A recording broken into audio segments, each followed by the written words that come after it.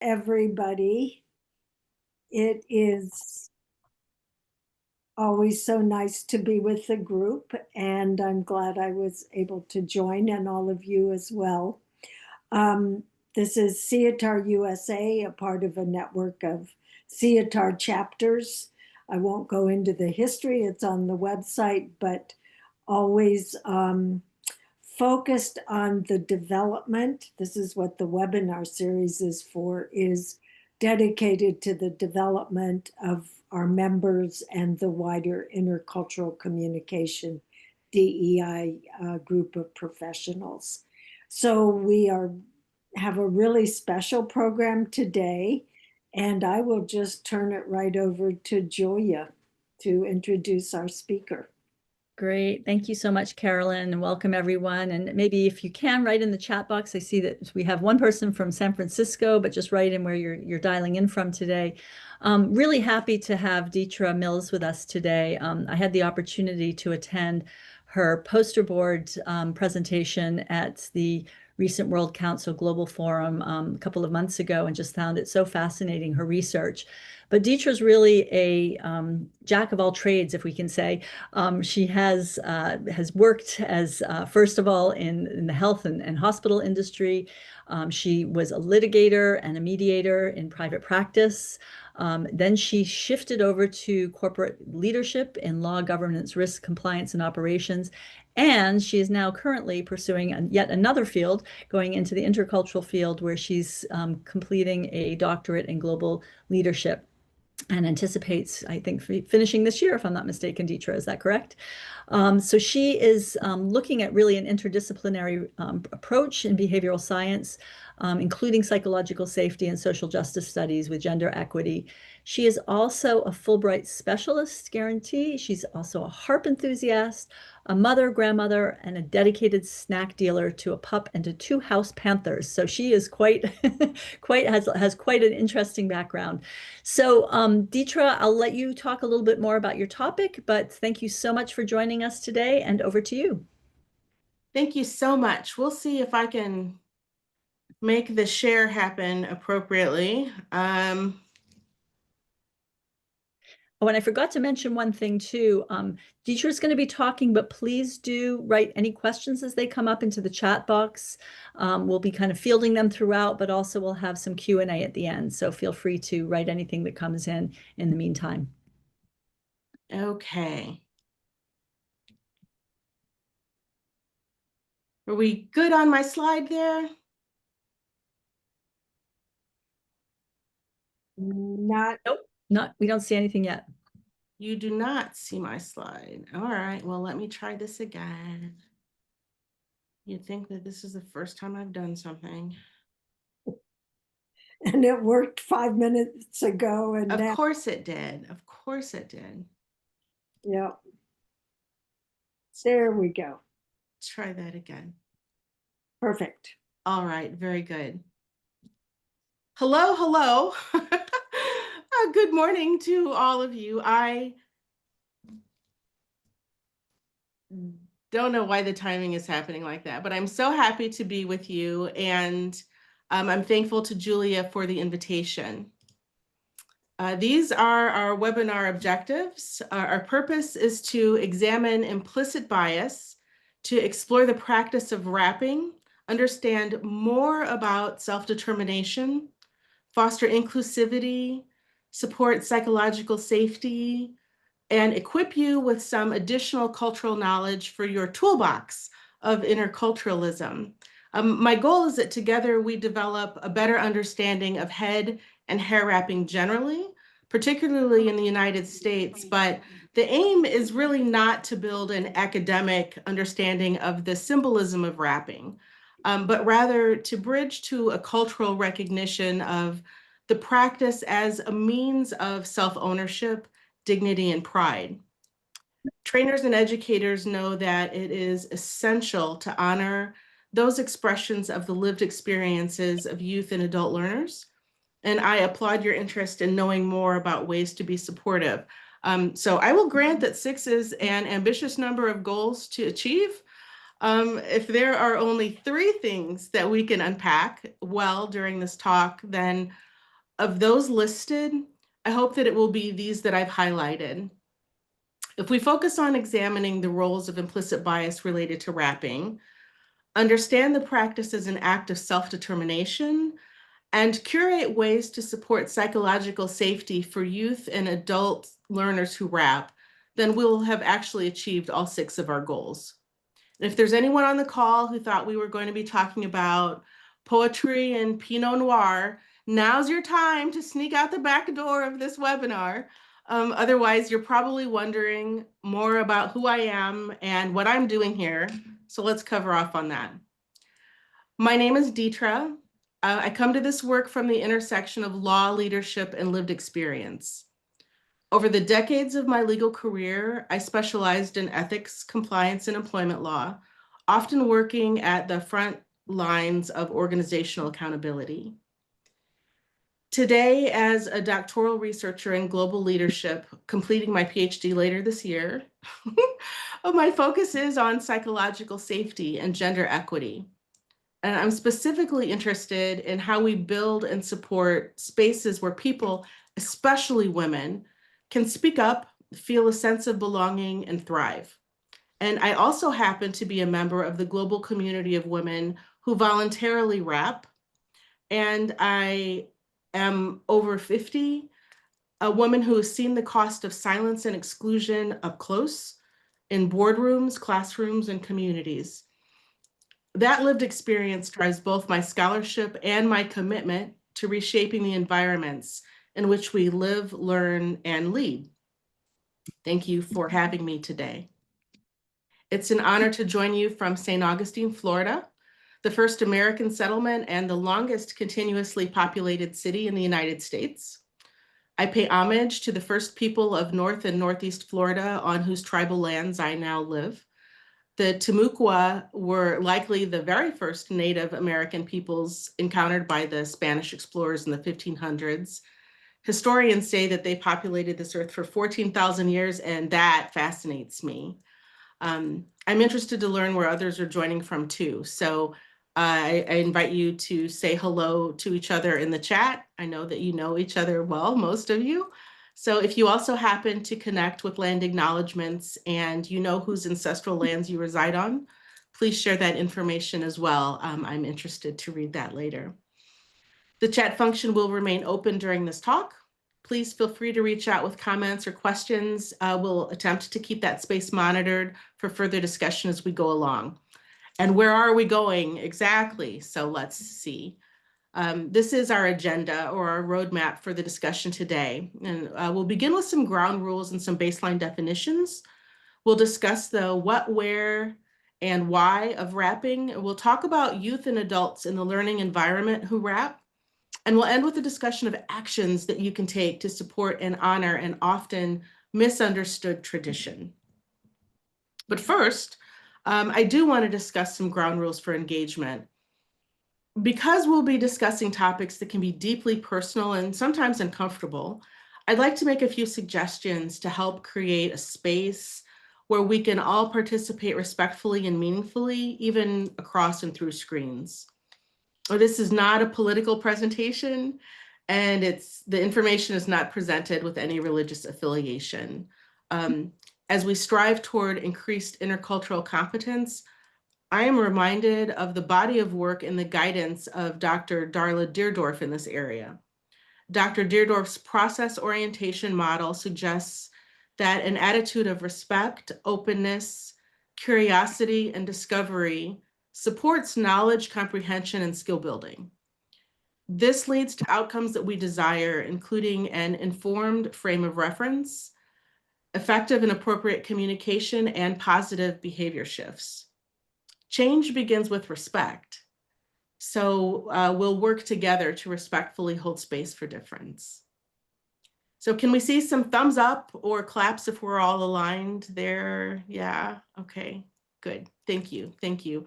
If you feel like I've left anything out, please add to the chat. I'll stop a couple of times during the presentation and check in, so that will give us another opportunity for an active engagement. Okay, so I'm going to level set with 3 important definitions that form the theme for today. First is implicit bias. And you're all familiar with the construct of implicit bias. Also called unconscious bias, this refers to the automatic mental associations that we make about people based on characteristics like race, gender, age, or appearance outside of our conscious awareness.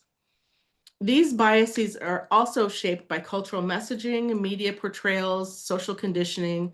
They influence how we perceive and interact with others, even when we intend to be fair. Just because these biases are unconscious does not mean that they are unaccountable. It also doesn't mean that the effects are innocent or benign. Implicit bias can be harmful, and especially when it's unrecognized and unaddressed.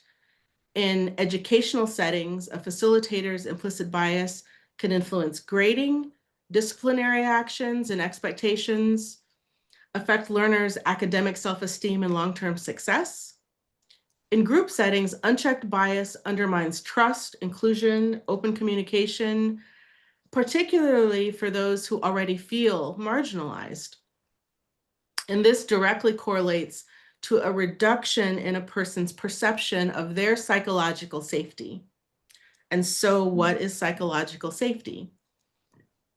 It's all about interpersonal risk-taking. Can people express themselves without fear of retaliation? Feeling psychologically safe promotes learning, innovation, and inclusion in groups and organizations.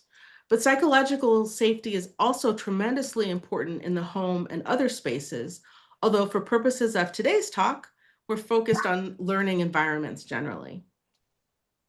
And this concept is not about creating comfort or politeness. It's about being a person able to show up fully, honestly, and fearlessly as themselves. Then self-determination means that people act with a sense of volition and ownership over their behavior rather than feeling coerced or controlled. And there are 3 basic psychological needs that must be supported to foster well-being and authentic expressions throughout life, including the use of practices like rapping. Their autonomy, so feeling in control of your actions and your decisions. Competence, feeling effective and capable in your activities. And relatedness, feeling connected to others and socially supported. Together, these 3 support self-determination. Now is a good time for me to mention that although I didn't make a slide for it, throughout this presentation, I will use a few universal words. The first is wrapping as a verb. There are many words and phrases to describe the act of head, hair, and sometimes neck and body covering. I'm using the singular verb wrapping. The term wrap is a noun, and it's an overarching descriptor for the myriad types and styles of wraps. And we'll touch on that in a few slides from now. The other encompassing terms that I'm using are woman and women. And here I'm speaking inclusively of girls, females, and femmes. Femmes meant to include individuals who are born with the gender marker of female, as well as those who are not and who choose to identify as female. We are all included in my terms female, or woman and women as I'm using them today. All right, so now we've touched on foundational themes for our discussion. Let's sort out what wrapping means as a practice. Because there's no universal definition of wrapping that's attributed to one specific scholar or institution. The practice is multicultural, it's multi-religious, and it's deeply contextual. Although fabrics and styles differ, wrapping is a shared global ritual. It connects women to their ancestry, to their community, and to their inner power. Meanings may shift, and language always matters. Judgments often happen. But it is an uninformed perspective that narrowly equates wrapping with oppression. So I respectfully challenge us to stretch our understanding and expand our perspectives. what is happening. Okay.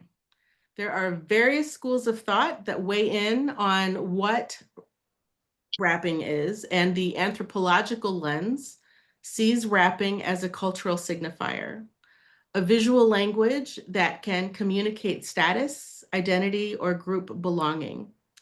From a religious perspective, many traditions prescribe or encourage rapping as an act of obedience, devotion, modesty, or spiritual submission, including Christianity, Islam, Judaism, Hinduism, and others. Diasporic framing considers Black women in the diaspora, for whom rapping can symbolize a form of resistance, protection, and reclamation from colonialism and assimilation to Eurocentric beauty standards. Feminist ideology suggests that rapping can also be understood as a practice of bodily autonomy, a way to reclaim the gaze and to define a woman's visibility on their own terms. So earlier I suggested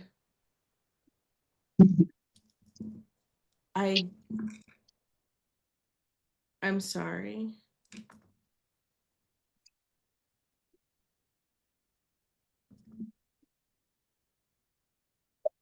I thought it would be fun to grab a few images from the interwebs that represent rap styles, just to illustrate how amazingly different and beautiful they can be in their own way and for their own reason, for whatever specific purpose they're set to be used for. And here are a few more. I think they're all beautiful and expressive in their own right. It's a good time for a question check. We'll stop here. Anyone have anything that they want to mention? Why is my presentation moving forward on its own? I do want to go back to this slide because earlier I had suggested that we avoid flattening all rapping styles into one term like veil or hijab. I thought it would be interesting to make a word cloud of names of different types of raps. I came up with 34 here, but there are many more that denote different styles and variations. If we reduce all styles into one single term, it would be like calling all forms of dance ballet. Each rap style carries its own cultural, religious, and personal meaning, just as dance forms embody their own history, context, and expression. So when we use language that honors the depth, richness, and individuality of the practice, it also honors the women that wear the raps. Deetra, I have a question. I am ready. Yeah, you mentioned before when you were talking about the different ways and reasons that women might wear wraps, that one was sort of in a rebellion or a resistance against colonial. Could you elaborate a little bit more on that? And in terms of, what is that? Is that because the notions of beauty were without wearing wraps, or could you explain a little bit more about that? Sure. So back in the days, I have to stop this from going forward. I don't know how. Women who were enslaved used to be forced to cover their hair. It was something that slaveholders required them to do. And so there was a period of time that it sort of identified Black women as slaves.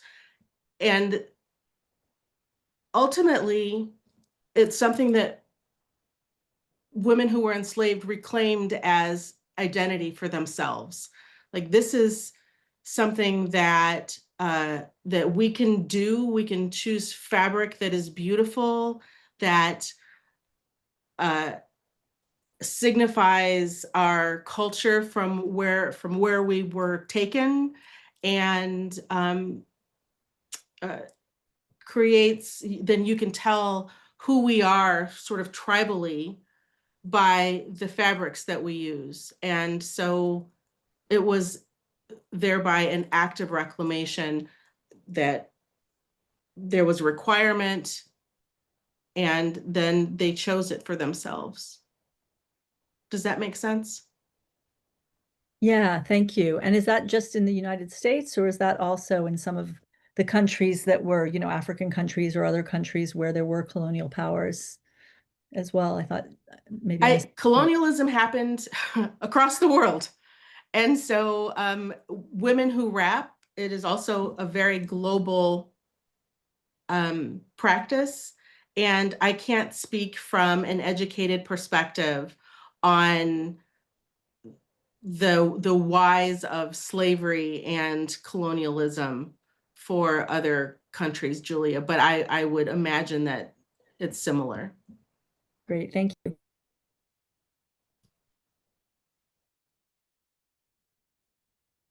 I would like to add something. This is Patricia Coleman. I'm a woman of color with West Africa and Caribbean background. I confirm, and thank you so much for this topic, it could last all day, that it is definitely a language. It is definitely something that's still happening right here in the Americas, Louisiana, former colony, French colony, the Caribbean, right here in South Africa, Brazil. The wrapping of the head was exactly what you said, absolutely. And now there's different wrapping and colors and the way that you wrap that says something that only a few people understand. So I'll stop right here because you have opened an amazing conversation. And I'm sorry that I'm driving, but I wanted to chime in. Thank you so much. Thank you, Ms. Patricia, for your comment. And thank you all for bearing with my presentation. I don't know why the slides keep changing. It's driving me bananas. No, somebody put in the chat box, Deetra, that it might be on a timer. So if you put it on a timer, it will automatically move. I did not intend to. I don't know how to stop it, so I apologize. I feel like I'm going back and forth. So, all right, I will go forth now to the next slide. And we'll talk about the differences of wear.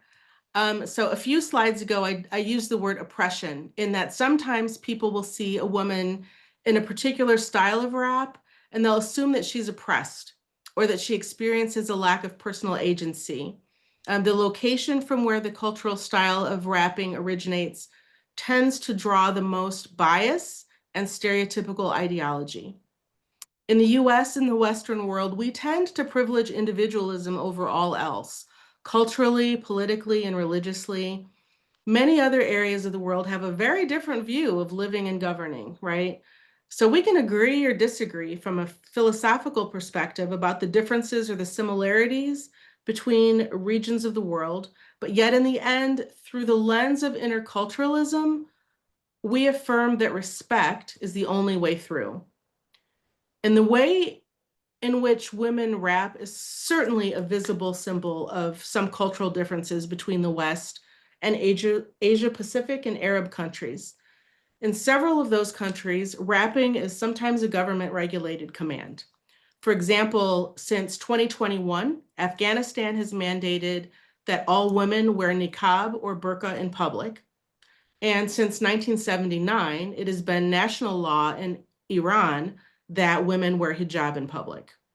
These are Muslim majority countries who take an extremely conservative view of their interpretation from their religious texts for the requirement of modesty.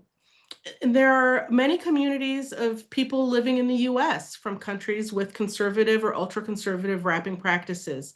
And they're not all Muslim. There are also American Anabaptist and Jewish communities that require wrapping. So we'll talk in a few slides about ways to be supportive without marginalizing those youth and adult learners who may be in your environments.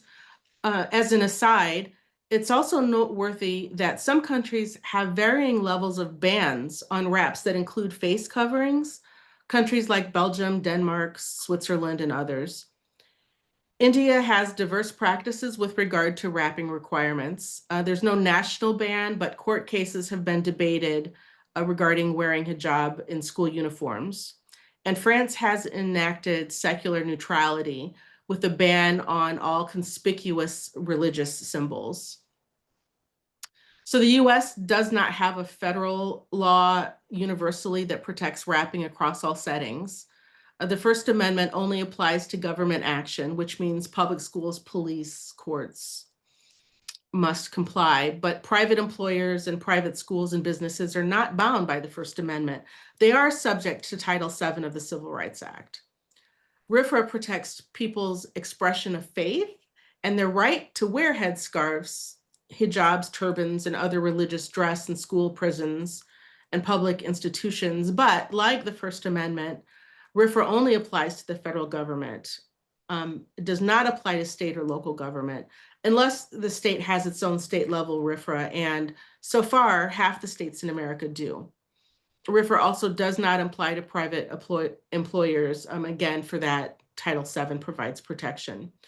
So Title VII prohibits religious discrimination in workplaces, although there are limits. And the definition of religion under the Act includes all aspects of religious observance and practice, like religious head coverings, though they may require reasonable accommodations. So now we have a cursory grasp of legal and cultural expectations of wrapping in some Asia Pacific and Arab countries where there may be less choice for women, and the US where we generally have more options. So let's get into why women in the US voluntarily wrap. I was very interested as a participant researcher in why I was observing what felt to me to be an increased number of white women specifically who were choosing to practice wrapping in the US. So as we have reviewed, it's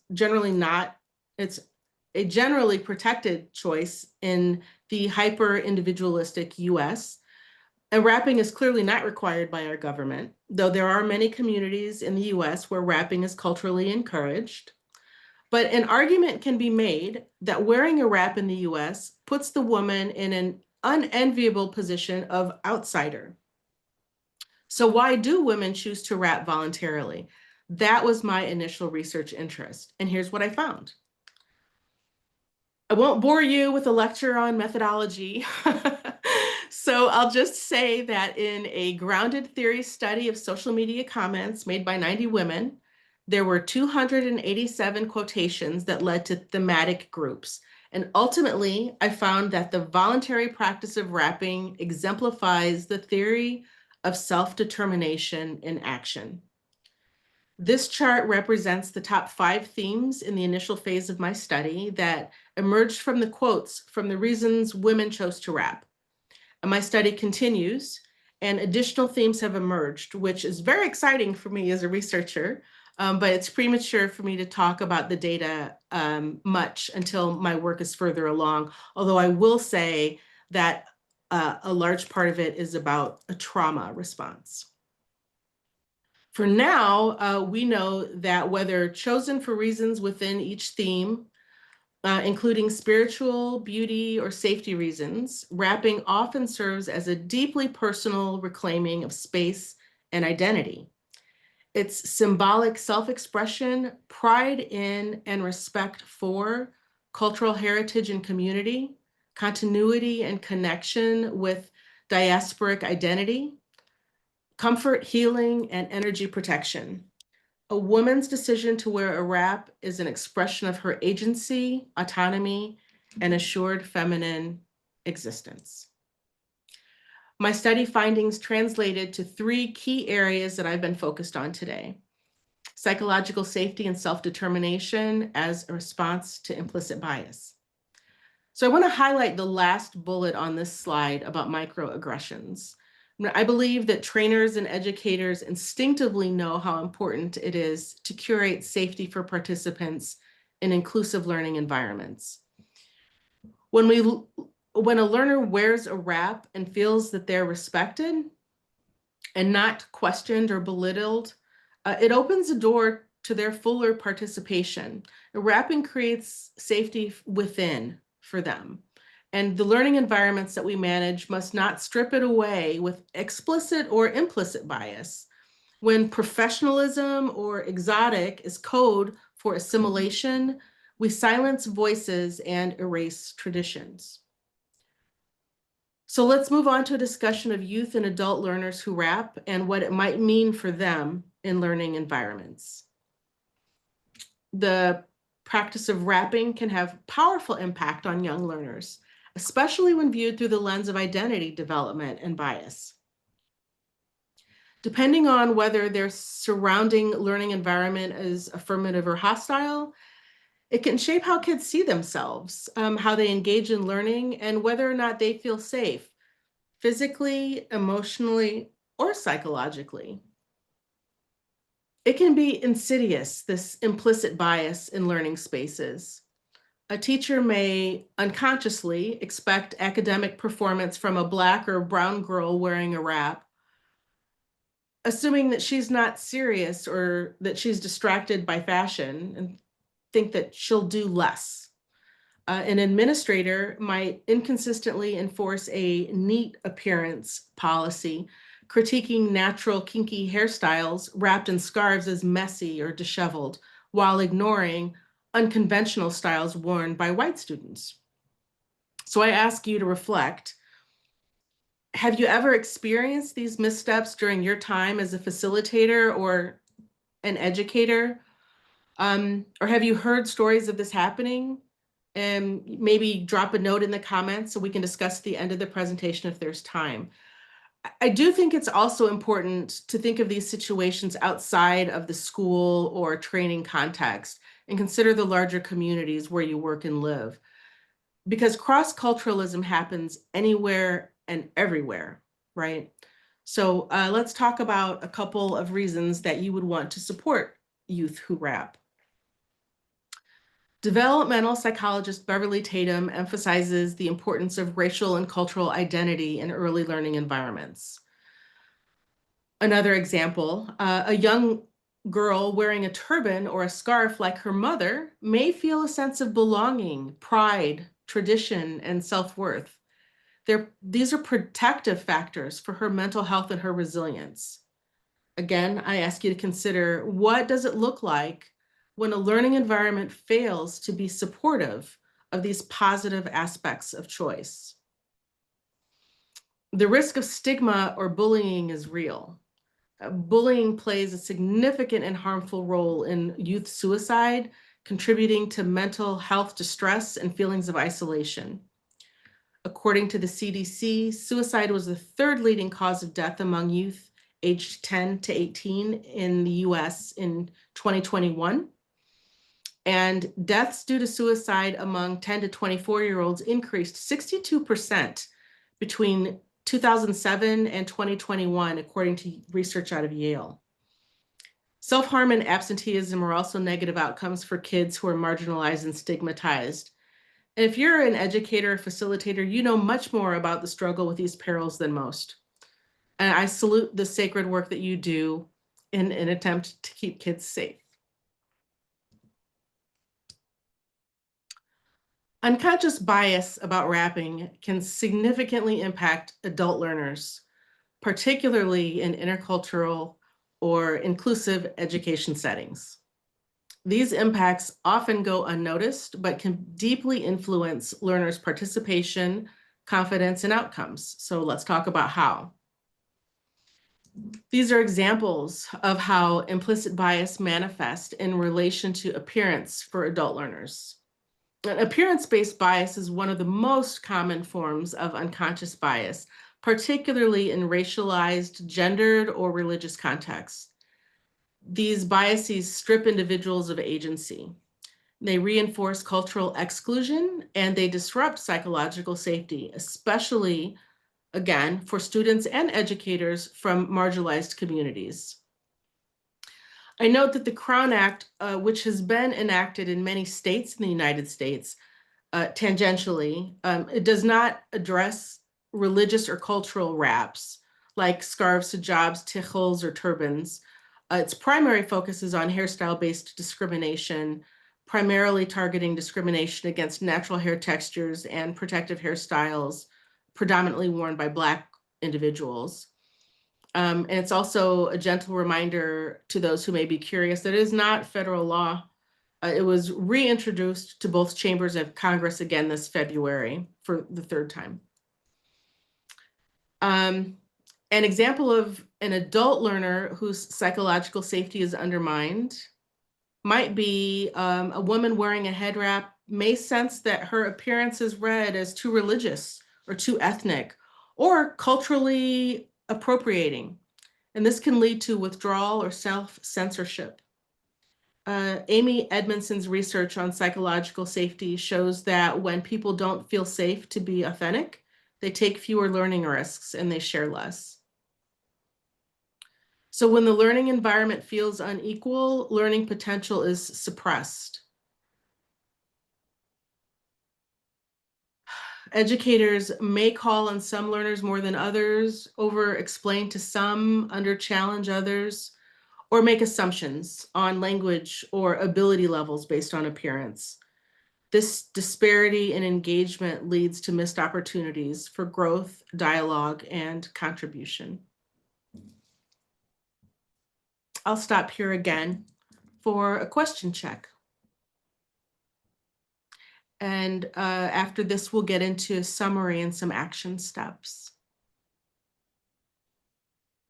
Hi, Teacher. Amy. Hi.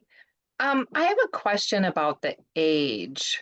You're talking about young learners Hmm. and the option that wrapping is.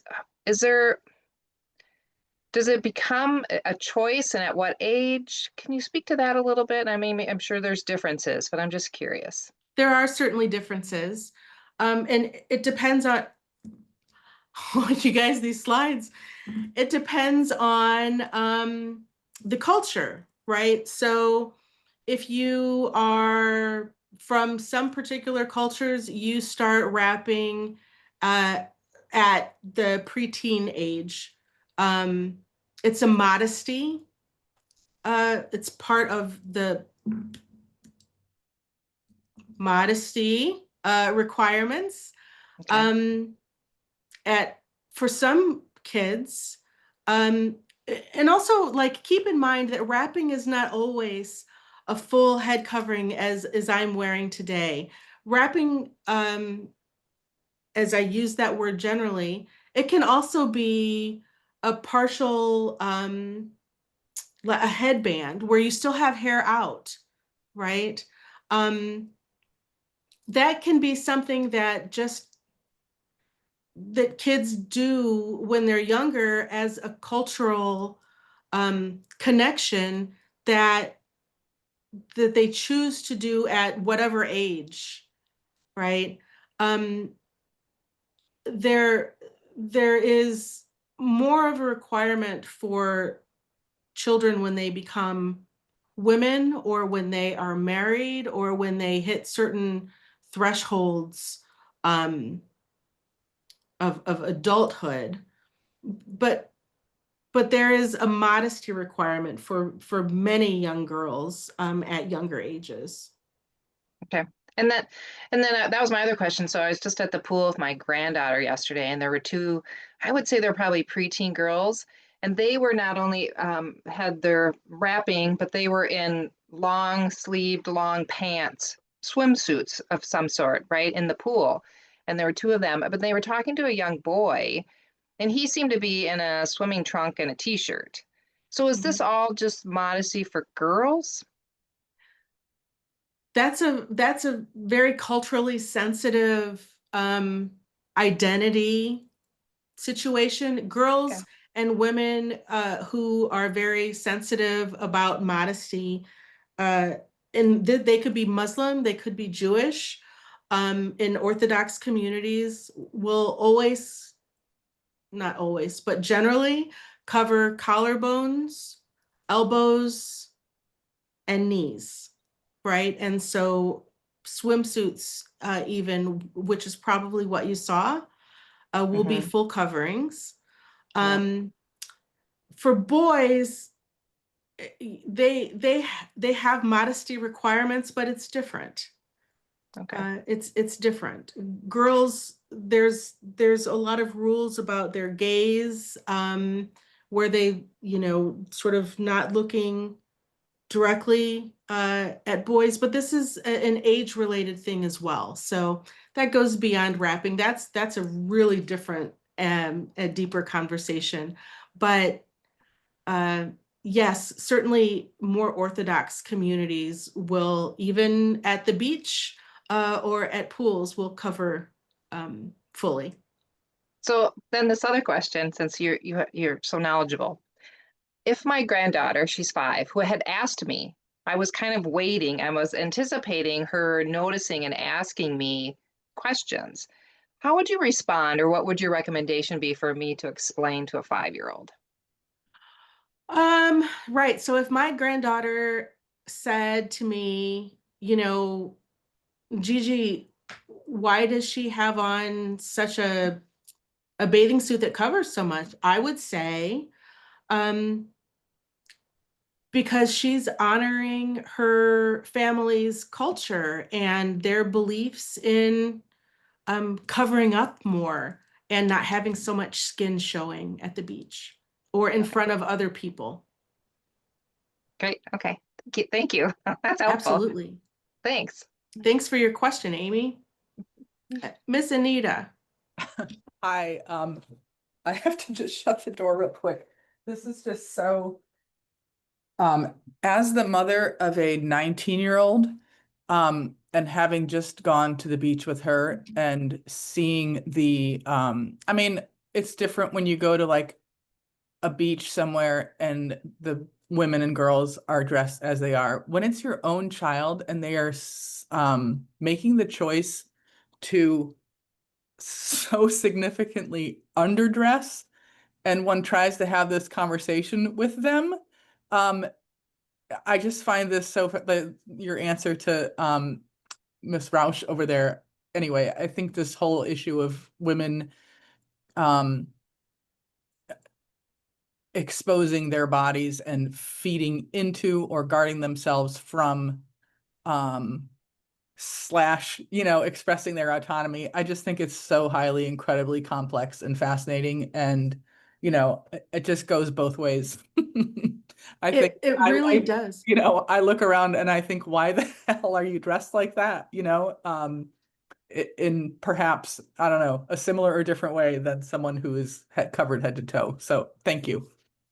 It's interesting generationally how we shift from wearing clothes to unclothing. This is I recognize that I'm getting older, and so I'm like, put some clothes on. But I think that what you point out is really significant in some of the problems that Eastern or Asian countries have with their perspective of Western and sort of the global West and the global North, and our lack of modesty and our lack of a communal presence, and their rejection of the way that we live, sort of so kind of individualistically and freely, and they often just consider that disrespectful. And so yeah, thank you for your comment, Anita. Miss Julia. Yeah, thank you. I also find it so fascinating and totally relate to what you're saying, Anita, because as the mother of a 19-year-old girl too, I'm like, oh my gosh, what are you wearing? But I've heard, and I'm wondering if you can address this, Deetra, I've heard people share that women, and this is again in the context of Muslim women, so I can't speak to, all of the different cultures and ethnicities that are wearing wrappings, but that a lot of women feel that, and this was actually something I got from the film that I put in, that I saw many years ago, one of the films that I put in the chat box on Inside Islam, What 1 Billion Muslims Really Think, that a lot of women will actually choose, again, you kind of talk about the oppressor, and people thinking men are forcing women to wear it, but it's actually women are choosing to wear it, as you've also talked about today, in part because they don't want to be seen as maybe our 19-year-old daughters are seen, as sex symbols or just for their bodies. They want to be seen differently. And I'm wondering if you can address that, in a broader sense, if you would say that that is also the case. I mean, that would certainly be more applicable for somebody wearing like the abaya or the burqa or something like that, where they're completely covered as opposed to just the head. But curious on any insights that you have into that. Yeah, yeah. Thank you for that question, Julia. I think it's important because um, I'm pausing because I want to be careful how I answer this.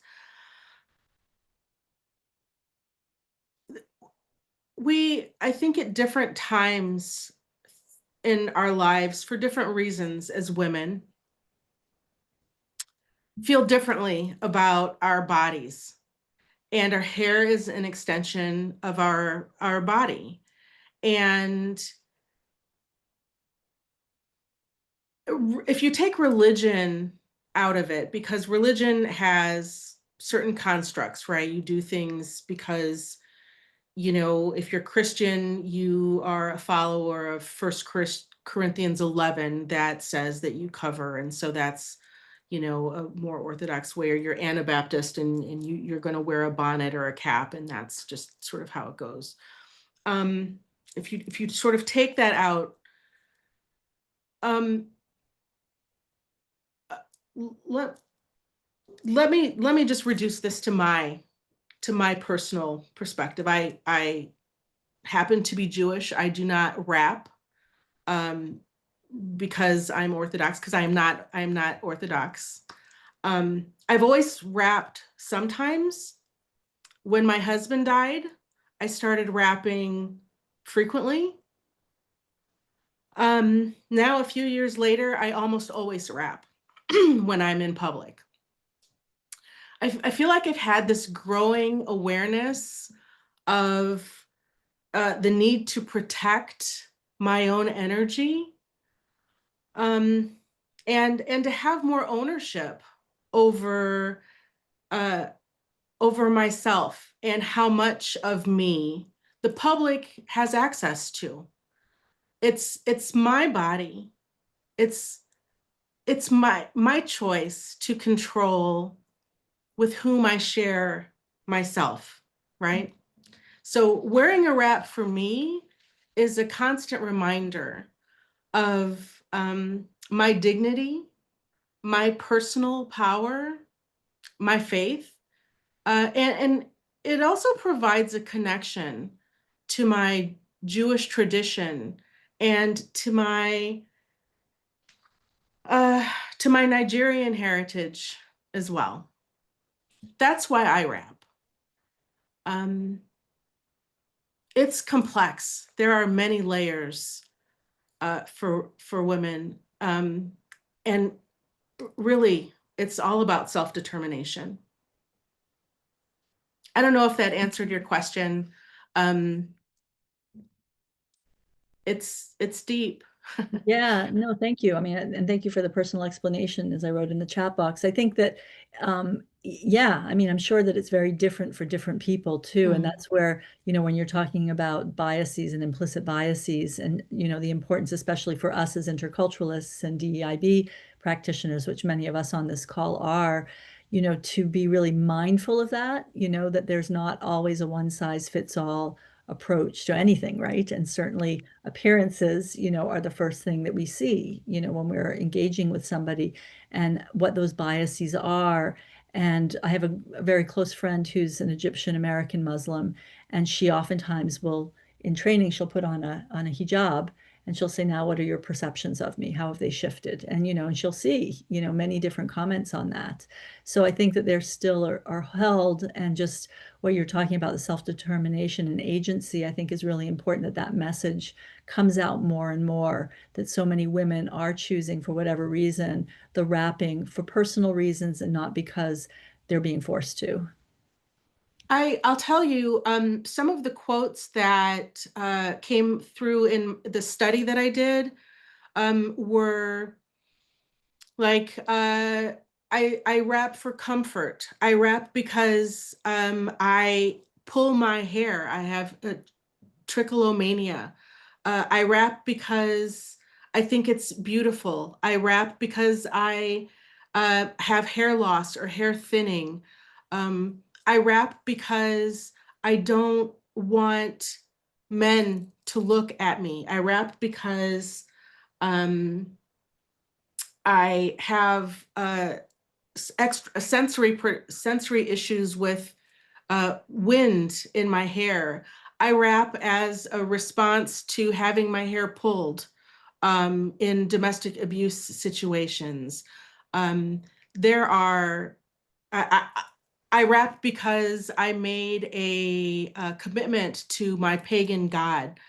There are so many reasons why people wrap, and it's an article of clothing that someone makes a personal choice to wear, and you don't really lose your mind because someone wears a dress or a skirt or pants or a scarf around their neck. And it's amazing to me the way that we really get just stopped in our tracks about head covering. And I think it's because there's so much power in hair. Okay, I'm going to move on because I want to cover some of the to-dos. But then if there's time at the end, we can cover whatever might be left, okay? All right, so implicit bias doesn't just misrepresent a piece of fabric. It erodes dignity and safety of the person wearing it, whether it's a child or an adult. The message comes across the same. You shouldn't be wearing it. Conform to belong. But when educators hold space for difference, they can turn that message around. You can create empowered spaces. This is not about being silent or afraid of inviting conversation about wrapping. It's just about being curious without being invasive, respecting the story of the person who wraps, making space for it, but being sure that your approach and your demeanor makes the person who wraps feel that they belong, that they're seen, and that they're safe. Move from awareness to action. Supporting people who wrap doesn't require that you know every tradition.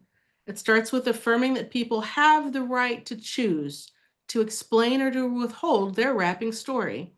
Let the person speak their truth to the extent that they're interested, and be willing to listen and to learn.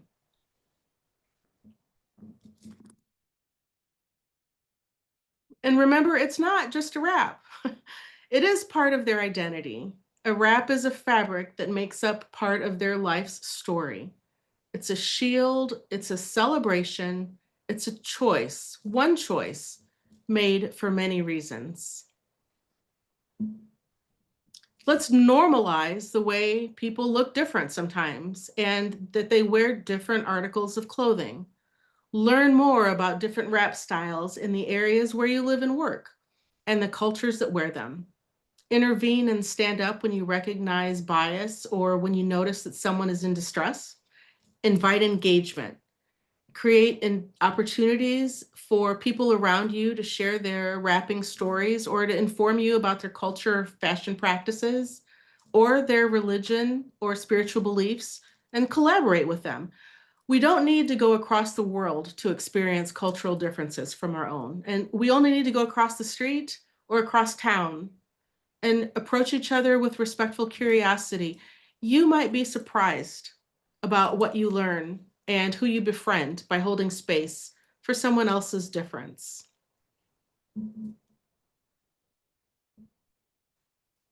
Your wrap is beautiful. If you're open to sharing, I'd love to learn more about its meaning or how you choose the fabric. Show appreciation first and then invite conversation. but ask in a private or a relaxed setting, not in a way that puts them on display or under pressure.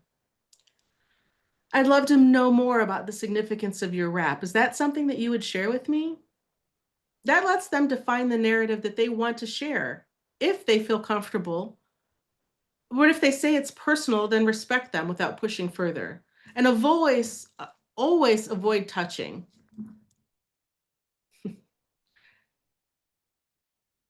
Learn more, just like you're doing today. Avoid comments like, your rap looks so tribal, or you look so exotic. That can really be reductive or offensive because, as we've discussed, not all women rap for the same reason. And it's not always religious or cultural. It can be fashion, comfort during illness, energy protection, or just personal identity. Again, never reach out and touch a rap. That would be a gross violation of someone's personal space. And avoid putting someone in a position where they feel like they have to represent their entire culture. It begins and it ends with us as educators and trainers who set the tone for learning environments that we curate. And I trust that you will leave our time together with a better understanding for how to choose, how the choice to practice rapping can sometimes be seen through the negative lens of implicit bias. But I'm also hopeful that you have an increased perspective on why and how to provide a person who raps with a greater sense of belonging and psychological safety, and how we as educators and trainers can positively impact all the spaces where we engage with an increased intercultural perspective on rapping and self-determination. I'm personally committed to continuing to grow in cultural humility. I know that we are together on this journey. I do thank you for your time and attention and your engagement. And that is the end of my presentation that has its own timing.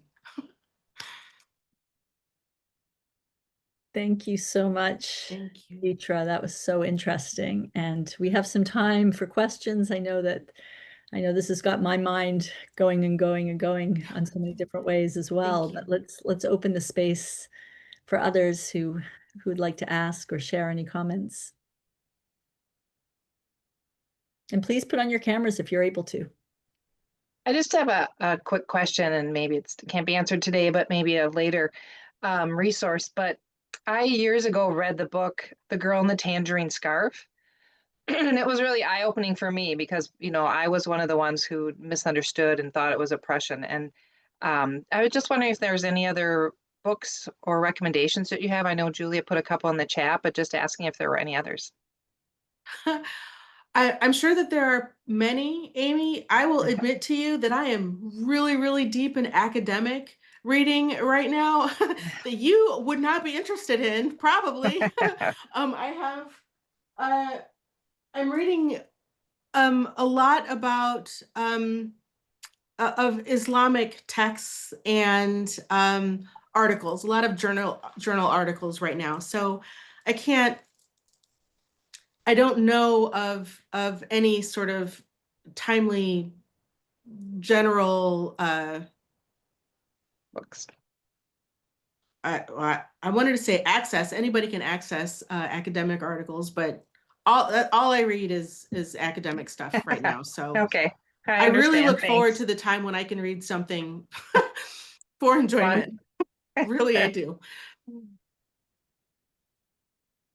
So I'm curious about whether there might be children's books related to this. I don't know of any, but that would seem to be very, I'll say timely, but even useful and educational as well. You know, Carolyn, I don't know the answer to that either. I know that there are many children's books about the Black hair experience, for sure. I don't know if there are any about rapping for children. Again, children rapping is is a different sort of thing, right?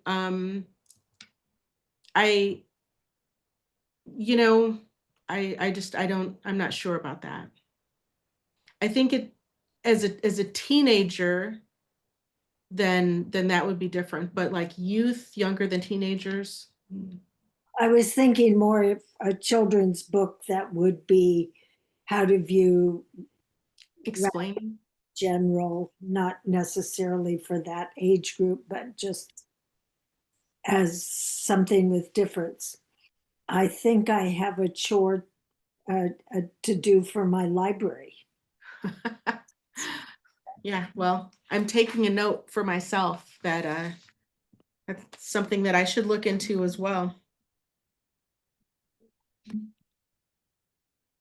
As soon as I'm done with my academic research, dissertation or bust, Carolyn. You are to be commended, and please let us know so we can celebrate Oh my goodness. Thank you. celebrations. Thank you. I am speaking at a conference of social scientists in October. This topic through the lens of trauma survivors. And I have a couple of panelists that represent that space. And I'm just really hoping that I can get through it intact without like devolving into a snotty blubber of emotion. I'm gonna have to sort of put on my lawyer face and remember being in the courtroom, because it's hard. It's hard when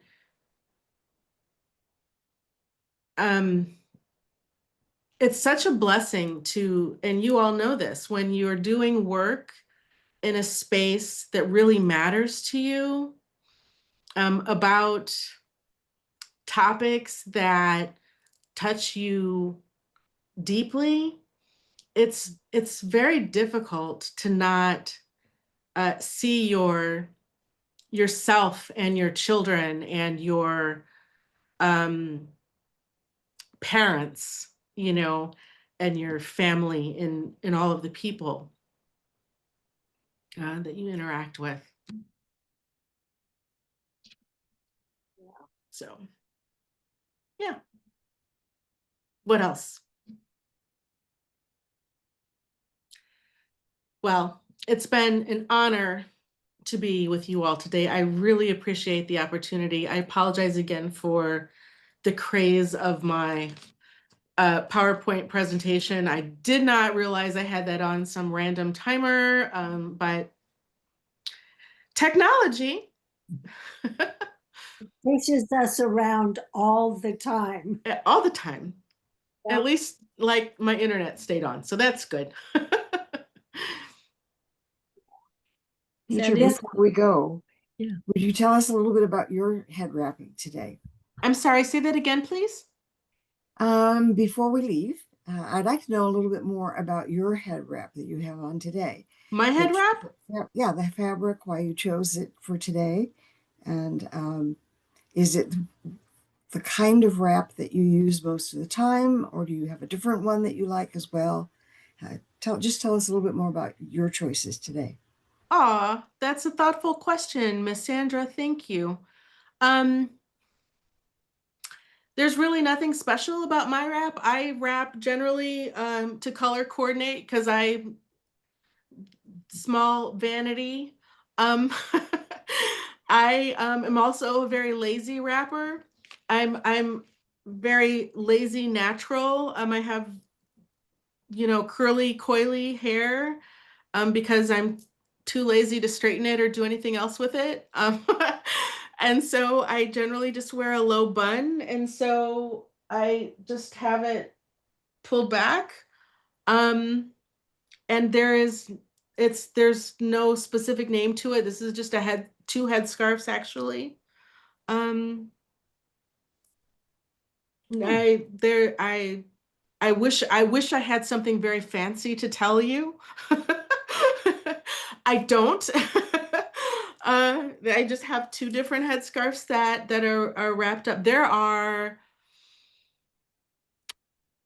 oh my goodness, so many different styles, and I am both encouraged and fascinated by women who wear shapers that give more purchase for space under scarf to have room to display their scarves. Like if you think of African gales, all of the big space and these lovely scarves. I personally don't prefer to draw attention to myself, so I don't. That's just not my style. I look at them and I think that they're beautiful, but it's not for me. So I just wear color coordinated things and just try to. I don't need any more attention. It's fine. Thank you for asking. Oh, thank you. I'm fond of scarves, but I've never worn them on my head. I wear them around my neck and have different ways Same. tying Yes. them. And it's color coordinated, of course. And Yes. yeah, I'm very fond of scarves. Yeah, I scarves around my neck, scarves around my head. When I go in public and I have a dress on, I always have a scarf to put over my legs. It's a fixation. I don't know. I'm always warm. Thank you. I sort of along the same lines, I wear a lot of scarves around my neck as well, but I'm also curious, you showed some great photos of the different types of head coverings. And I remember one time attending a Nigerian wedding and just again, the beautiful, how the scarves were wrapped and everything. And I'm just curious if there are distinctive cultural, like, in the Nigeria, they have a certain way of wrapping that you can sort of distinguish, like when you know this and the wrappings. I mean, certainly we're sort of familiar with the hijab, and that's in much of the Muslim world, although there are different styles. As you talked about, some people might be fully covered, wearing a burqa, the face covering and whatnot. But I'm just curious if in your research you've seen different ways in which people wrap based on their culture, based on their ethnicity, based on their religion. Yeah, for sure. You know, the fabric sometimes matters, the colors, the style, whether it's more turban style or whether it's around a shaper or whether it's really flat against your head, more like a beanie or just like wrapped like a scarf. Um, it also matters like for what purpose you're wearing it, right? So for a wedding, it's something that's large and ornate and you're taking up space, right? Or for just a religious ceremony. So I can't really, it all really is contextual. Even in, you mentioned hijab, burqa, abaya, alamira, all of those, well, most of them can have lovely color and different fabrics, right? And some of them are very ornate, especially for certain religious services. So there really is no one size fits all answer for any of them. It depends on culture, context, and a person's personal interest in what they want to wear. Yeah, thank you. This was such a treat. A couple months ago, I would never have imagined that we would have such a rich presentation on the topic. And it was so wonderful to have met you, Detra, and been able to have you join us. This was really a wonderful opportunity. And We will have the recording on our website, and our members will all have access to it. So, and I'm sure we can give you access to it too if you'd like. Oh, well, thank you. Automatically, we'll be able to access it, which is great because often they aren't able to attend the webinar itself.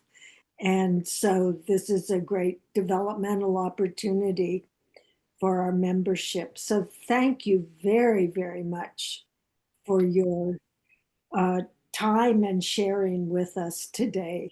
This was Thank you. Thank you for your kindness, Carolyn. I am on LinkedIn, and I invite anyone to connect with me there.